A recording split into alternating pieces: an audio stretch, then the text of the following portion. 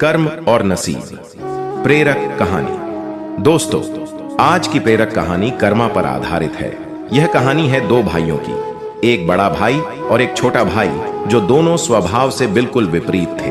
बड़ा भाई मानता था कि लोगों की मदद करनी चाहिए, सेवा भाव रखना चाहिए, सबसे अच्छे से पेश आना चाहिए, जब जब मौका मिले दान देना चाहिए। छोटा भाई मानता था कि जीवन एक ही बार मिलता है, इसलिए उसे खुलकर जीना चाहिए। जो भी मन हो वह करना चाहिए, नशा हो, डांस बार जाना हो या और कुछ भी जिससे खुशी मिले, वह हर काम करना चाहिए। दोनों भाई अपनी अपनी मान्यताओं के हिसाब से अपना जीवन व्यतीत कर रहे थे। बड़ा भाई जो भी कमाता उसमें बड़ी मुश्किल से गुजारा कर पाता था, क्योंकि वह जब भी मौका मिलता दूसरों की मदद करता था। वो सत्संग सुनने जाता, मेडिटेशन करता, वो जितना हो सके उतना सादा जीवन जीने की कोशिश करता। छोटा भाई गलत रास्ते और गलत तरीके से ज्यादा धन कमाता और अपनी हर इच्छा पूरी करता। दारू सिगरेट पीता, नाचने वालियों के पास जाता, जितना संभव हो उतना ऐश करता। बड़ा भाई अक्सर अपने भाई को समझाने की कोशिश करता कि वह अपने जीने का तरीका बदल दे। वो जो कुछ कर रहा है वे अच्छे कर्म नहीं है, लेकिन छोटा भाई उसकी एक न सुनता और उल्टा बड़े भाई को ही अपना जीने का तरीका बदलने के लिए कहता।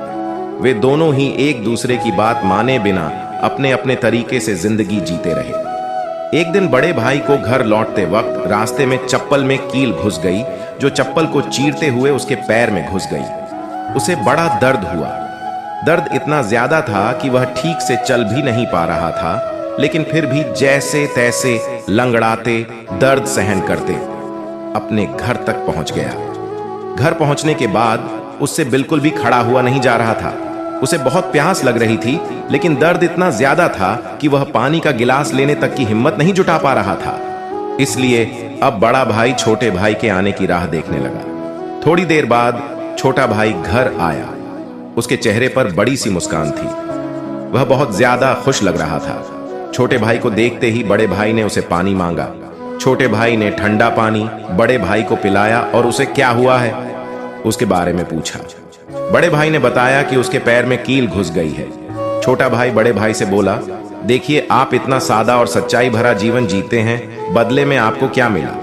और यह देखिए मैं कितना खुलकर जीवन जीता हूं, इसलिए आज मुझे रास्ते में यह हीरे का हार मिला है। हमारे दोनों की परिस्थितियां यह साबित करती हैं कि मेरा तरीका सही है और आपका गलत।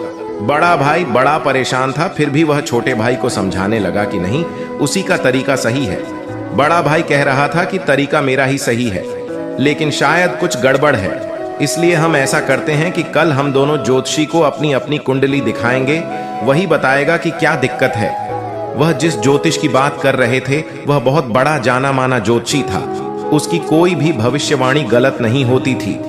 छोटा भाई हीरे का हार मिलने की वजह से बहुत खुश था, इसलिए वह भी बड़े भाई के साथ जाकर कुंडली दिखाने के लिए राजी हो गया। अगले सुबह दोनों भाई अपनी अपनी कुंडली लेकर उस ज्योतिषी के पास पहुंच गए। बड़े भाई ने अपनी कुंडली ज्योति को दिखाई।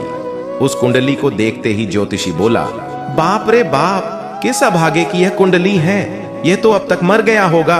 बड़ा भाई कुछ नहीं बोला और फिर छोटे भाई की कुंडली ज्योतिषी को पढ़ने के लिए दी गई। उसकी कुंडली देखते ही ज्योतिषी खुशी से बोल पड़ा, यह बहुत अच्छी कुंडली है, इसमें तो राजयोग लिखा है, यह जरूर अब तक मंत्री बन गया होगा।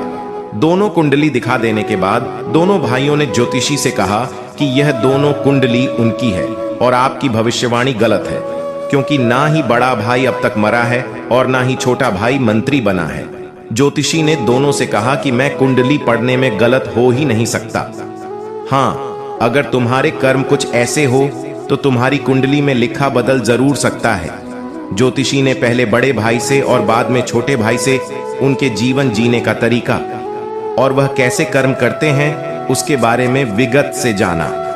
ज्योतिष ने दोनों को समझाते हुए कहा कि मेरी पढ़ी हुई कुंडली गलत नहीं है, ये बड़े भाई के अच्छे कर्म है जिसने उसको कुंडली में लिखे मौत की जगह सिर्फ एक कील का दर्द दिया, और दूसरी तरफ छोटे भाई के बुरे कर्म हैं जिसकी वजह से उसका राजयोग चल गया और उसे सिर्फ एक छोटा सा हीरे का हार मिला, जिसे जल्द ही बेचकर खत्म कर देगा।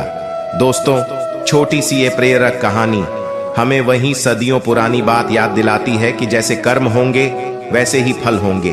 अगर हमारा वर्तमान अच्छा या बुरा है तो वह हमारे पहले पुराने कर्मों की वजह से है, और हमारा भविष्य अच्छा या बुरा होगा वह हमारे वर्तमान के कर्मों के हिसाब से होगा। इसलिए हमेशा ध्यान रखें कि अच्छे कर्म करना ना छोड़े। दोस्तों, मुझे उम्मीद है कि यह कहानी आपको पसंद आएगी। अगर आपको यह कहानी पसंद आए तो अपने दोस्तों के साथ जरूर शेयर कीजिएगा। धन्यवाद।